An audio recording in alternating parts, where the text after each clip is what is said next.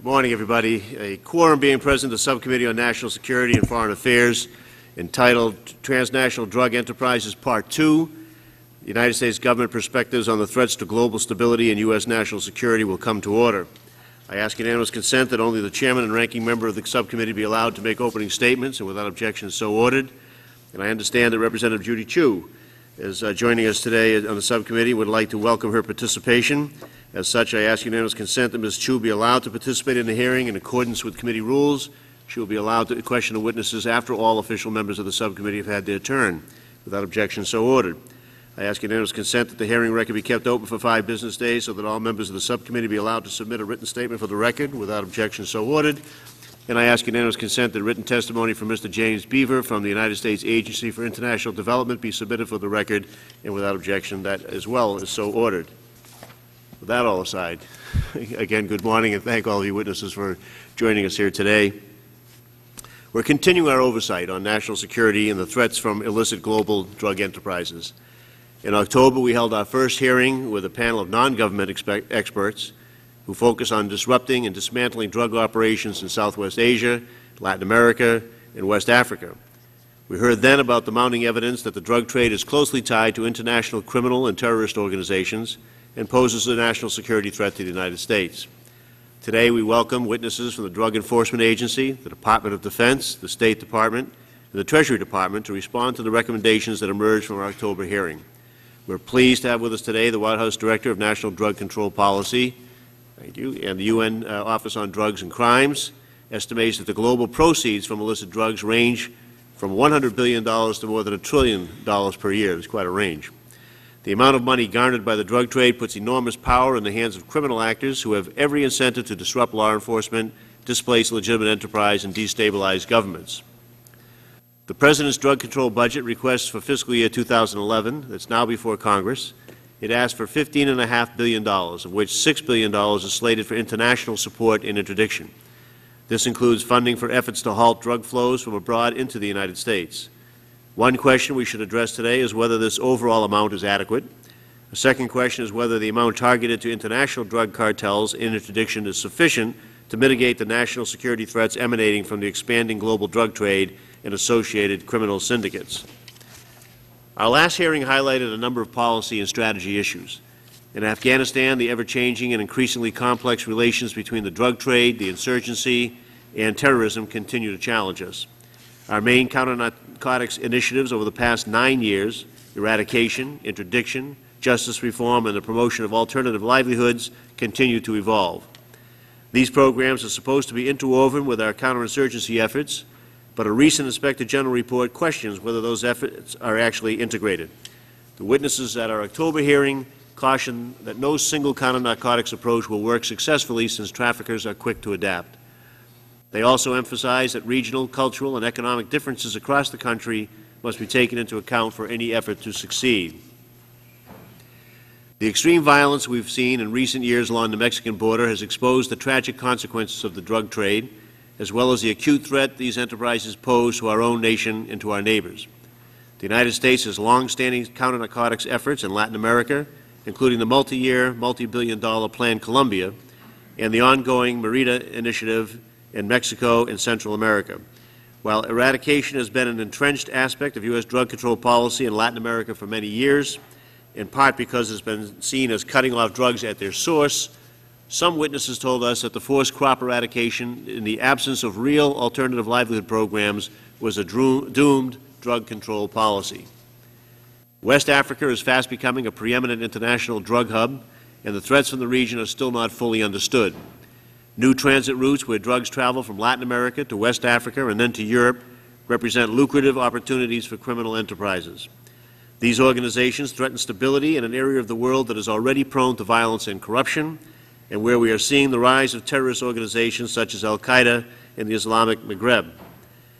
The United Nations Office of Drug Control estimated that close to $2 billion worth of cocaine passed through West Africa in 2007, which would make cocaine one of the largest exports of that region. Transnational drug enterprises did not evolve overnight and have shown remarkable flexibility, alliance-building capacity, operational fluidity, and top-to-bottom organizational sophistication that many illicit businesses would envy.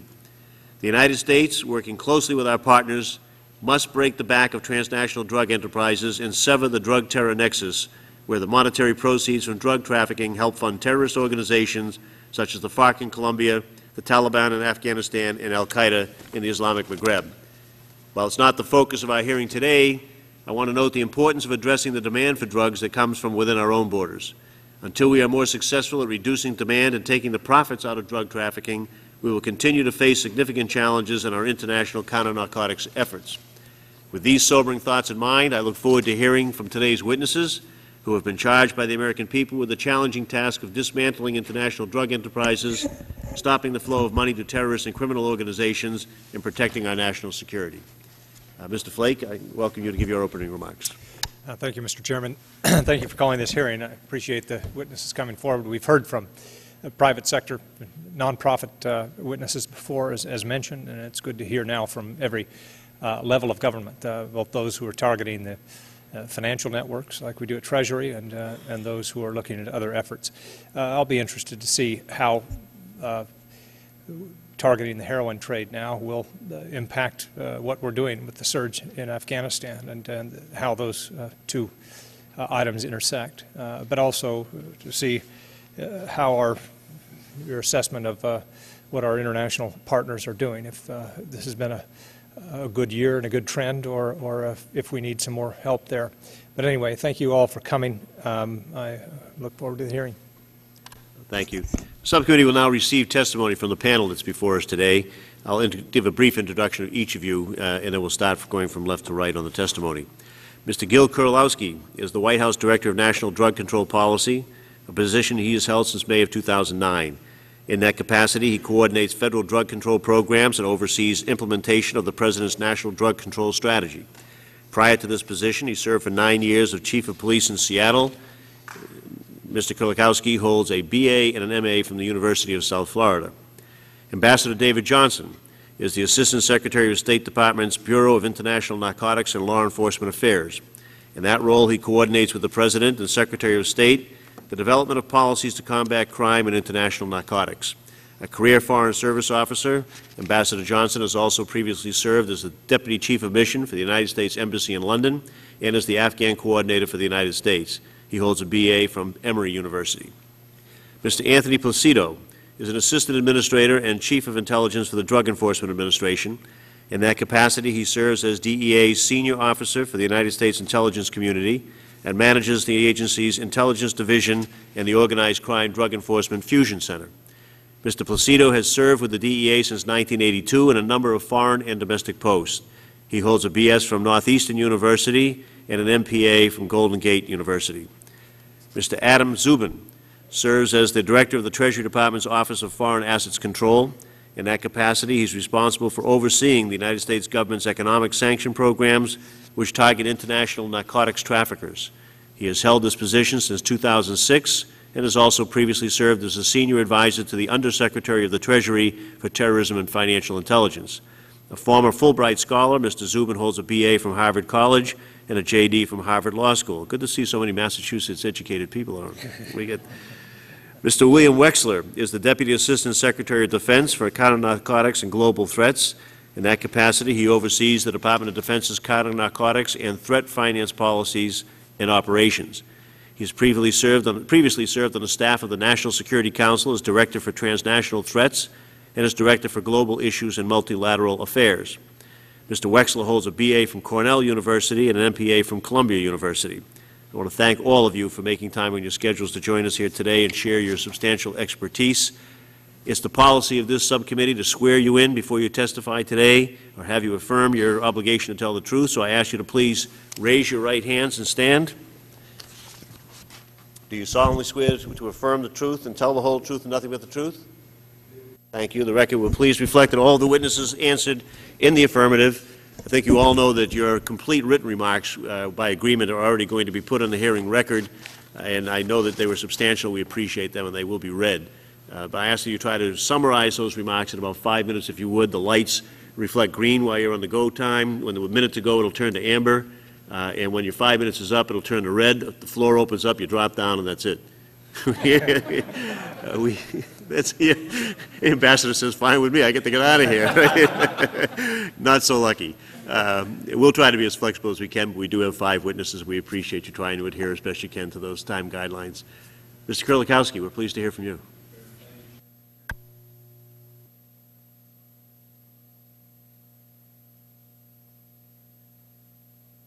Going to have to ask you if you would. If the microphone's on, it may be that it's not pulled close enough. How are we doing now? That's great. All right, thank you. The Obama administration believes that a balanced drug control strategy includes comprehensive efforts to reduce our consumption of illicit drugs, as well as drug production, trafficking, and related violence at home and abroad. Consistent with this view, the President's fiscal year 2011 National Drug Control Budget proposal seeks over $2.3 billion to provide support to our international partners in counter-narcotics programs, and that's an increase of $20 million over the level for the last fiscal year. And although today's hearing focuses on transnational threats, it's important to note that the administration's strong commitment to reducing drug consumption at home. As a longtime police chief, I've seen up close the terrible impact that drugs have had on individuals, families, and communities. The earlier we can intervene to get people help, the better, and that's why community-based prevention will be a focus of our efforts. Drug use and its consequences affect different places in very different ways, and in fact, there is no single drug problem in this country, but a wide variety of drug problems. The drug issues in each community are closely tied to the makeup, the economy, the geography, and the culture of particular communities. We will be expanding and enhancing existing prevention efforts and working to ensure drug abuse treatment services are made more widely available. These efforts will include expanded work to address the abuse of pharmaceutical drugs. That is a problem of increasing concern within the United States. Let me turn to the serious transnational threat posed by drugs. In order to put the thrust of our efforts to combat transnational drug enterprises in context, it's essential to examine the manner in which these organizations function. They thrive in an environment of weak governmental institutions, insecurity, corruption, and limited legitimate economic opportunity. And their purposes are served by a culture of violence, intimidation, and impunity to create the perception that they are the governing body in the areas that they operate freely. A clear nexus has been established linking the revenue produced by illicit trafficking and their violent, destabilizing activities. In light of this, government efforts against the international drug production and trafficking organizations typically include interdiction, direct organizational attack, and disruption of inputs to the traffickers' chain of production and distribution. In Colombia, we have witnessed an evolution from what many described as a nearly failed state during the 90s to today's situation in which the drug-funded terrorist organizations have been reduced in size and power. Additionally, security has returned to many parts of the nation, and the government is taking an increasing responsibility for implementation of programs formerly dependent on United States assistance. I visited Colombia last September, and I observed that it is a safer place than at any time in the last 20 years. They have also significantly improved their human rights record over the past 10 years. There are still certainly problems, but this remains a priority for the United States government in working with Colombia. And the government is stepping up to take on more ownership of the counter-drug programs. I met with the national police chief there, from eradication to alternative development to demand reduction. And in Mexico, President Calderon's government is engaged in, as we well know, a violent struggle to dismantle major criminal organizations. And at the same time, they are working to permanently reform and strengthen the democratic institutions of government. United States intelligence sharing, training, and the provision of equipment through the Merida Initiative and other regional programs have been invaluable to our strategic partnership with Mexico, the Caribbean, and the Central American nations. Additionally, United States cooperation with Mexico also includes expanding collaboration and exchanges on prevention, treatment, and innovative criminal justice practices. The most recent example is the U.S.-Mexico Demand Reduction Binational Conference, which ONDCP hosted last week here in Washington, D.C., with many federal partners, including the hosted by the State Department. The conference brought together public policy leaders, researchers, program providers, and local coalition organizers from both nations to address the science of addiction, the effective prevention, treatment, and recovery programs that we have here in the United States that can be outsourced. The The conference included with a joint declaration of drug demand reduction cooperation to include, among other things, the further implementation of best practices in the fields of prevention and treatment. Similarly, there is much that we can do to address the drug threats attacking both the United States and Mexico. In June of 2009, Secretary Napolitano, Attorney General Holder, and I released the National Southwest Border Counter-Narcotics Strategy in New Mexico. And that strategy is a key component of our comprehensive national response to the threat along the border. The response includes cooperation with Mexico through the Merida Initiative. The Southwest Border Strategy also seeks to leverage information sharing with state and local partners. And given the stop sign, I think I'll stop here so the floor doesn't open up. Thank you very much. We'll try to give you an opportunity to get wherever else you want to go in terms of the questioning on that. Thank you, Mr. Chairman. Mr. Chairman, Ranking Member Flake, members of the subcommittee, thank you for the opportunity today to discuss an issue of great concern to me and to my colleagues at the Department of State, transnational drug enterprises and their associated illicit networks. Mr. Chairman, I'm grateful for your leadership and the awareness that today's hearing brings to this important national security issue. We believe that transnational drug enterprises directly threaten the security interests of the United States as well as the health and safety of our fellow citizens. These criminal enterprises actively work to subvert the rule of law wherever they operate. They undercut democratic institution building and economic growth in developing countries. As you noted at the first part of this hearing, the large profits generated by the drug trade and the efforts to hide and launder them can distort economies and governing institutions even in developed states. Drug trafficking organizations are at their core business enterprises, often closely linked to other transnational crime groups and regularly engaged in a broad range of illegal activities that affect American values, business, and our security and health.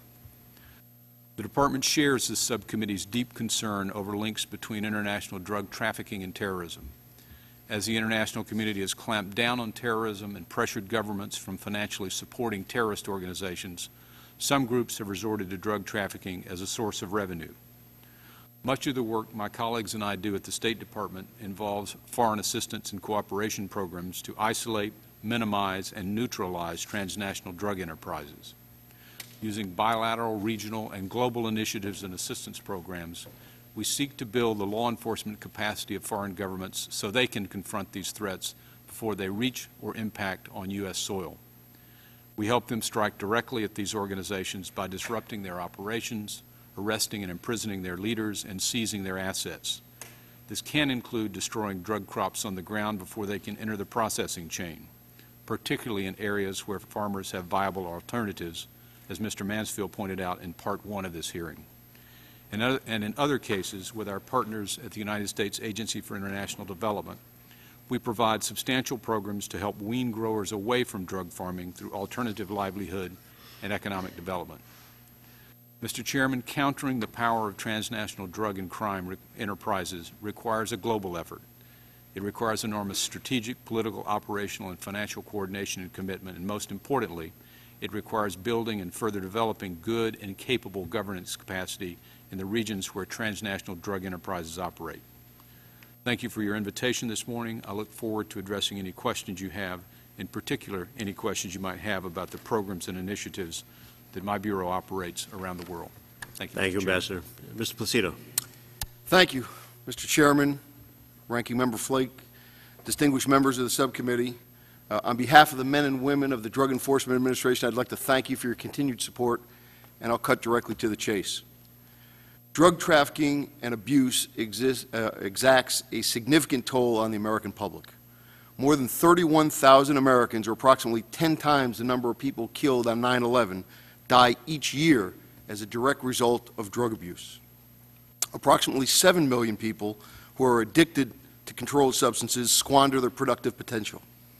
Many of these addicts neglect or abuse their children and commit a variety of crimes under the influence of or in an attempt to obtain illicit drugs.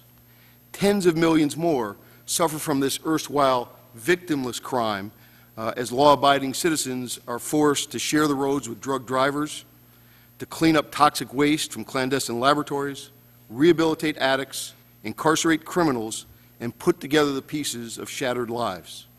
However, if we want to assess the true cost of this threat, we have to go further, and we have to look at the impact that transnational drug trafficking has on corrupting government institutions, undermining confidence in the rule of law, fueling violence, undermining regional stability, and funding terrorism. Those who organize, finance, and direct this criminal enterprise thrive in areas where government control is weak. It's no coincidence that the so-called kingpins who run this global trade do not reside in the United States, where they would be most exposed to our criminal justice system. They operate from locations which they perceive to be safe havens, and they direct the activity of subordinates and surrogates who supply drugs to the United States. Drug trafficking is a global enterprise that generates a staggering $394 billion a year. This figure dwarfs the proceeds from all other forms of organized crime. Let me put this number in context. In aggregate, that $394 billion exceeds the gross domestic product of many national governments around the globe. Some would argue that legalization and regulation, even at the cost of untold human suffering and misery, would at least strip the proceeds, this economic fund, from the market. But both common sense and history have taught us that those who are displaced from the drug trade don't move into corporate life. They morph into other areas of criminality. And what we really are faced with is fighting people who put personal greed above all else. Parts of Central America, West Africa, and Asia have become havens for criminals who pursue illicit activities largely undeterred by law enforcement or local government. Drug traffickers use these regions for the production, transshipment, and storage of illicit drugs. Violent traffickers are relocating to take advantage of these permissive environments and importing their own brand of justice, contributing to further instability. Unfortunately, areas with limited or poor governance are also the breeding grounds for other types of criminal activity, to include terrorism. 18 of 44 international terrorist groups have been linked to some aspect of the international drug trade. Today, the FARC is primarily funded through the drug trade. It sells multi-ton quantities of cocaine and uses the proceeds to purchase weapons for use in the FARC's decades-long fight to topple the legitimate government of Colombia. Similarly, insurgents in Afghanistan and terrorists in the Middle East, Europe, and Africa fund their activities through the drug trade. The DEA has documented hundreds of millions of dollars in proceeds from drug trafficking flowing to the Taliban.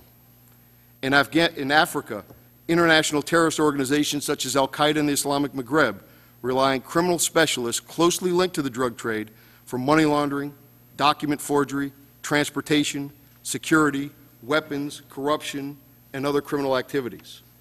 In Europe, the Madrid train bombing was funded through the sale of hashish and ecstasy. And DEA investigations have disclosed significant linkages between Hezbollah and the drug trade in Africa, the Middle East, and Latin America. However, these transnational threats do not have to involve insurgency or terrorism to warrant our concern. In spite of President Calderon's extraordinary steps to deploy more than 45,000 military troops to assist the police in combating cartel influence, there have still been more than 18,000 murders, drug-related murders, in the last 3 years. More troubling is the fact that many of these murders were intentionally committed to try and intimidate the public and influence the government to stop its activities. From the war on terrorism to our southwest border, transnational drug trafficking threatens the security of Americans at home and abroad. In Afghanistan, U.S. soldiers are fighting an insurgency that is substantially funded by the drug trade. In our own hemisphere, ever-increasing rates of violence threaten the security of our borders and those of our neighbors. Let me conclude by saying that the consequences of drug trafficking have never been higher. We must continue our efforts to mitigate this damage, or we will certainly pay a higher price later on. Thank you. Thank you, Mr. Placido. Mr. Zubin. Thank you. Chairman Tierney, Ranking Member Flake, members of the committee, thank you for the opportunity to appear before you today to discuss the role played by the Treasury Department in combating the threat posed by transnational drug enterprises. We work alongside the agencies represented here and many others in our government to add financial expertise and our unique authorities to our collective counter-narcotics efforts. And financial sanctions can be a powerful tool. Top-level Colombian traffickers have told us that they fear three things above all else. The first, arrest and extradition to the U.S., second, seizure of their assets, and three, being placed on the OFAC sanctions list. There is a heightened awareness of sanctions among the drug trafficking community and a fear of their consequences. Individuals and entities designated by OFAC lose access to the U.S. financial system, and U.S. persons, whether they be here or abroad, are forbidden from doing business with them. Any of their assets are immediately frozen if they are or come within the possession of a U.S. person or financial institution. And while these direct legal consequences can be highly disruptive, the informal ripple effects of our designations go much farther. In practicing their own due diligence and risk avoidance, many foreign, non-U.S. banks will immediately close the accounts and deny service to anyone who's placed on the OFAC list.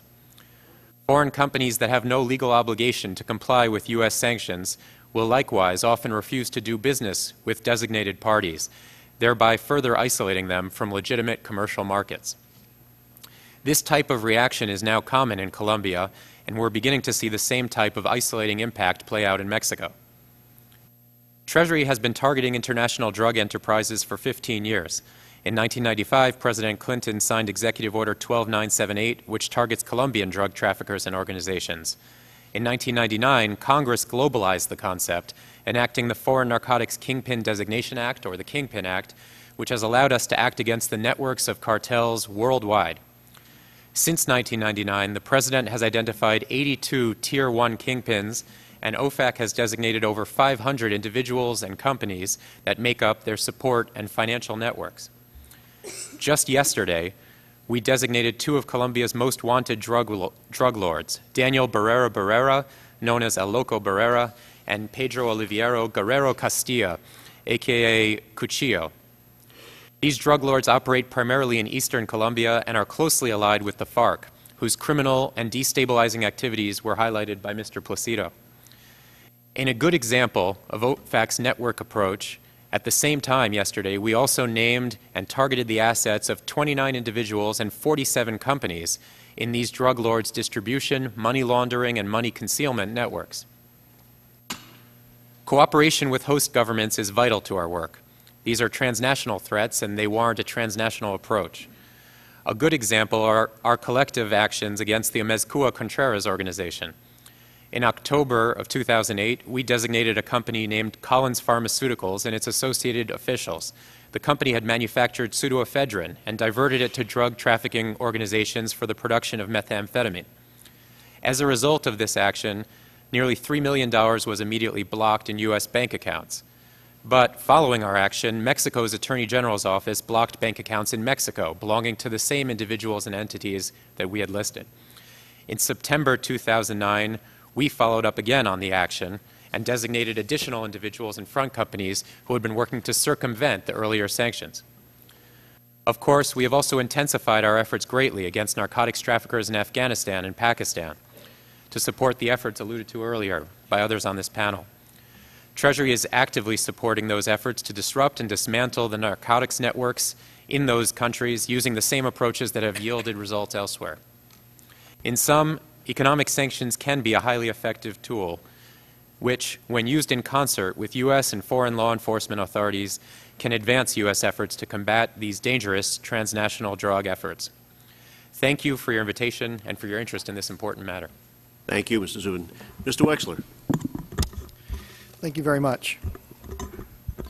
Mr. Chairman, Ranking Member Flake, distinguished members of the committee, thank you for the opportunity to testify here, and it's particularly appropriate that you invite me to testify with all my interagency colleagues because this panel represents the whole of government approach to this issue that we find vitally important.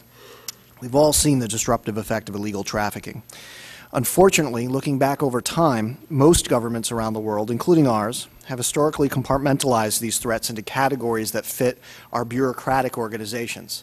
There are national security threats, there are intelligence threats, there are law enforcement threats, there's health concerns, there's commerce concerns, there's education concerns. As a result, again, historically, each bureaucratic arm addressed the threat according to its respective organization's perspective without as much cross-cutting organization and integration as to maximize our effectiveness. The predictable result in those instances has been lack of uniformity and marginal results. Where we have had this interagency coordinated approach, we've had quite powerful results as well. In the Obama administration, the United States is attempting to address these shortcomings by promoting a whole-of-government approach designed to dismantle bureaucratic barriers that have long prevented implementation of a centralized method of attacking these threats to global stability and U.S. national security.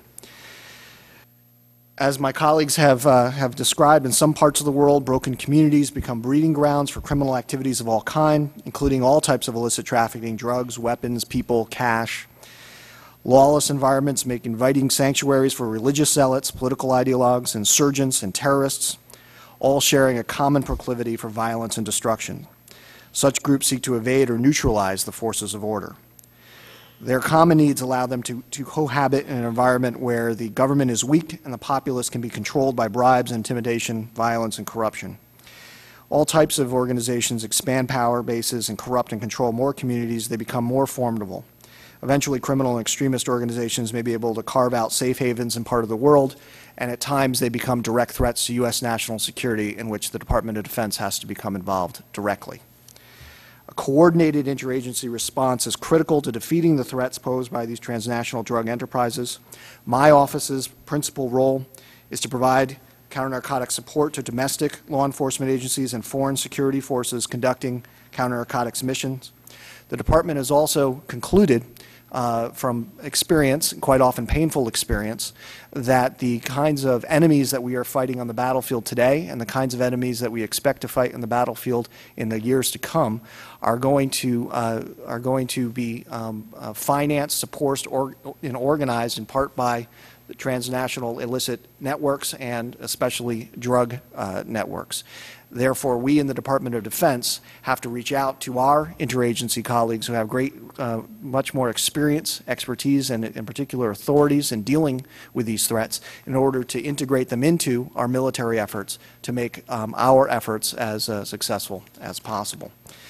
In addition to these kinds of support that we provided in the past, the Department of Defense is trying to increase its supporting role in addressing threat finance more generally. Terrorists and insurgents typically rely on irregular ways to fund their activities, including crime, donation from non-governmental organizations, using front companies, various black market activities that Adam talked about. Only recently we have developed all the weaponry that we need to really attack these financial networks. And we cannot overemphasize enough that a successful effort in this nature will be accomplished only with an interagency whole-of-government approach. It's critical for us, for our way of thinking of addressing the asymmetric warfare that we're confronting today and we expect to confront in the future. Chairman, Ranking Member, thank you again for the opportunity to discuss this issue. I look forward to answering all the committee's questions. Thank you, Mr. Wexler. Thank all of you for your testimony. This is a perplexing area, to say the least. I know your jobs are challenging. We appreciate what you do. Mr. Kulikowski, let me start with a sort of procedural question here. I understand you don't yet have in place all the key staff you need. What expectations do you have on staffing up, and where's the status of that? We're working very hard at getting the people on board. One of the concerns has been the deputy director. One of the deputy directors was voted out in November and is still awaiting confirmation. He's out of committee and waiting full Senate confirmation? That's exactly right, Mr. Chairman. So I think it's difficult sometimes to get the job done if you don't have all the folks in place. Well, perhaps we can engage our colleagues here. Maybe we'll be able to communicate with the Senate, our desire at least, that this office gets staffed up and that you have the tools that you need to move forward on that. I'm sort of always struck by this idea that it's all driven by money. At least it seems to all be driven by money, then therefore the power and everything on that basis. And I wonder, of all the different methods that we have to sort of address that, which ones are really, really effective, or are we just chasing our tails on some of this stuff? I can't imagine the frustration of the DEA, sort of fighting the same fight over and over again every day, and it seems to pop up somewhere else. So I want to ask each of you a question and answer it if you can. we have the drugs, obviously, so you can go after the drugs, interdiction or something like that. You can go after the money on that. You can go after the precursors if you can, so that they can't make the drugs in the end.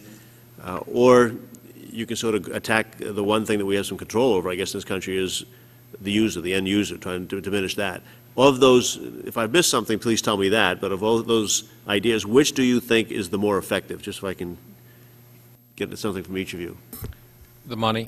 I think choking off the money has not been as much of a whole-of-government approach as you're seeing here today. I also don't think that when it comes to seizing those assets that state and local law enforcement, where I spent the vast majority of my career at the local level, I don't think that they have been as engaged in working with federal partners on choking off money. We've all seen the press conferences with the arrests and the people in handcuffs. We've seen the seizures of guns and drugs laid out on the table. It's not that exciting to seize a bank account, and I think that if we really concentrate the way it's been expressed here, I think we will have a better opportunity to choke off money, and in turn, that is the lifeblood of these cartels. Ambassador Johnson. I think that the monetary driver of this is something you always have to keep your eye on. It's the reason these people get up in the morning. They're not interested in trading cocaine for its own sake.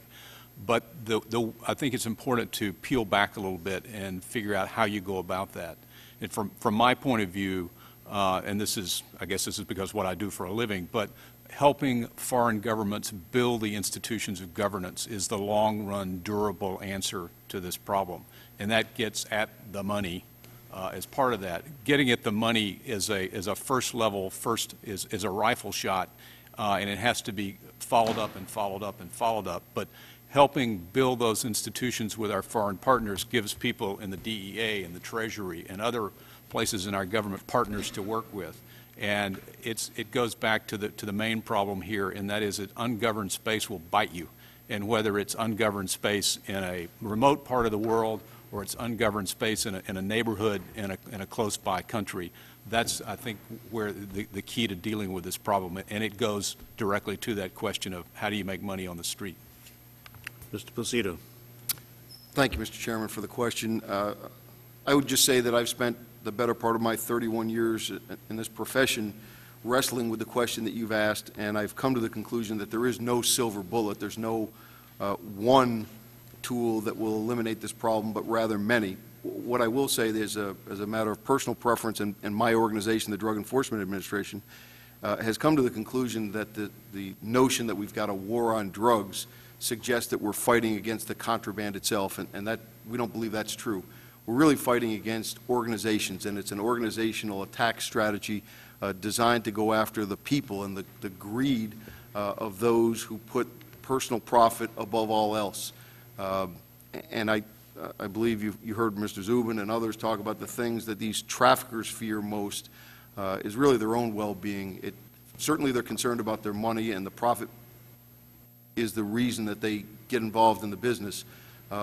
But it is actually taking these people out of circulation where their money can't buy corruption, can't help them, where they can't benefit from that, and actually incarcerating these people for long periods of time. And I think that's the reason why the so-called kingpins, or as we now call them, the consolidated priority organization targets, don't reside here.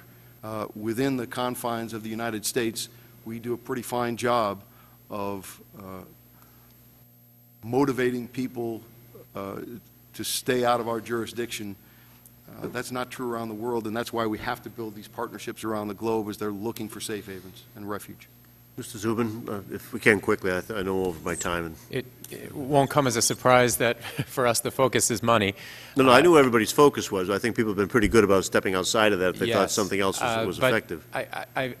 I think the effectiveness can be really significant for all the reasons mentioned. And when we're talking about the money of these traffickers, it's not just the bulk cash smuggling that people often picture that's secreted in a compartment in a truck, heading down to Mexico. It's what are these narcotics organizations doing with the money, doing with their profits? They're not putting it under their mattresses.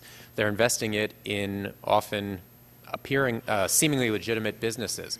and they'll develop networks of companies, whether they're companies that they use directly in their trafficking enterprises. We just this week designated a trucking company that was affiliated with a narcotics organization. Well, a trucking company is very useful. Small aircraft companies are very useful. But more broadly, retail operations are very useful. If you have a pharmaceutical company, you've got an excuse for coming into banks with large stacks of cash because you've got customers coming in and you have receipts. So we see them putting the money in these accounts, in these companies to launder it, to conceal it. And when we talk about going after the money, we're talking about going after their treasure houses, going after their bank accounts, their financial holdings abroad. And I think the impact there can be palpable, and not just the impact on the worst of the traffickers, but the deterrent impact on those who might otherwise have said, I'll go into business with you, I'll agree to serve as a corporate officer. We try to name all of those people who are found on the Dun & Bradstreet sheets for these companies, and we see them then coming to us and saying, I want off the list. I won't have anything to do with you fill in the blank drug organization, just take me off your list. And so it's a behavior changing tool as well. Thank you. Mr. Webster. I would echo in many ways what Tony has said, that rather than looking for one, the critical element that is too often missing is the integration of all of these efforts. And I would suggest as one place to look for a successful effort to date, although not final, is in Colombia.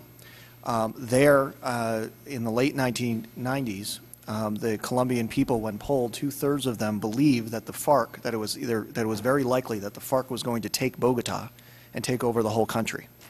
Now the FARC controls only a sliver of territory and is a shadow of what it was. There's still many problems there. We don't want to discount them, but taking a long-range, multi-year approach, bringing in all the lines of operation, the financial operation, the law enforcement operation, the capacity building operation to foreign countries, the military and special forces operation, the intelligence operations, and integrating it as a whole under the leadership of strong local leadership as we had in Colombia, is what can succeed and can really change the game. Thank you. Mr. Flake, take 8. Thank you. I've enjoyed this testimony. It's been very enlightening.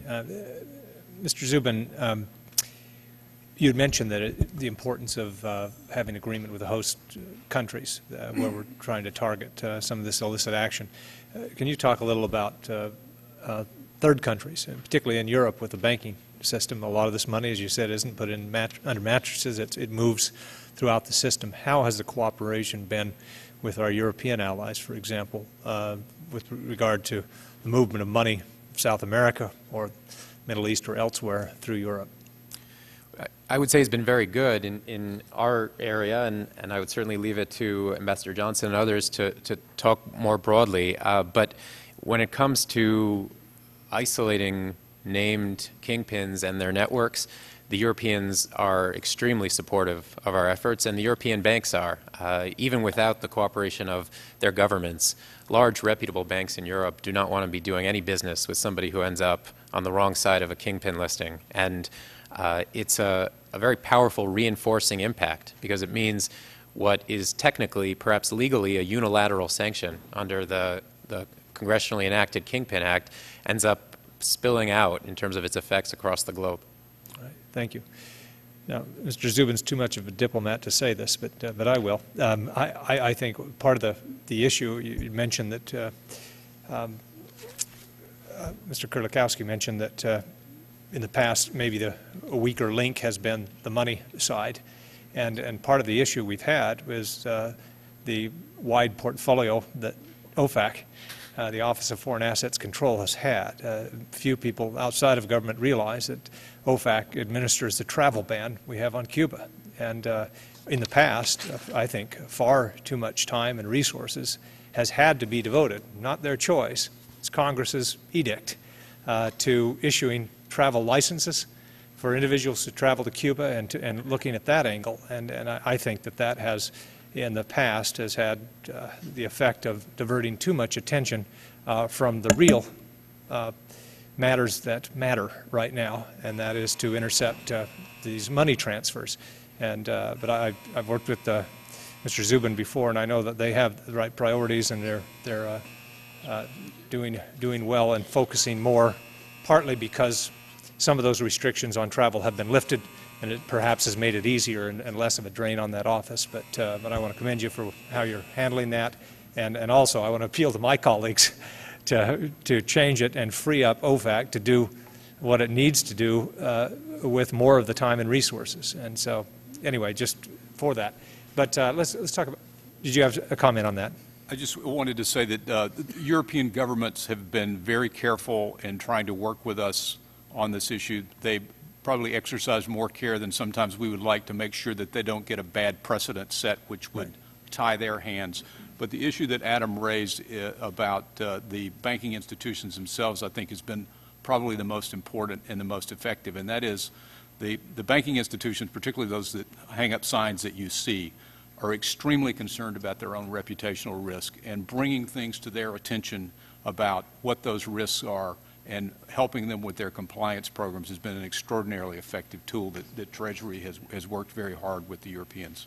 So it sounds as if the contacts are made with the banks themselves as opposed to the governments in which these banks are located. It's both, but I think that it's been more creative, if you will, on the reputational side, and this is a new tool, and I compliment Treasury because they've really worked this issue hard. That's good to hear. It's good to hear. Mr. Kurlikowski, the Southwest Border Initiative, you mentioned earlier, the announcement. How is that going to change what's going on the Southwest border? Those of us from Arizona are particularly interested in this.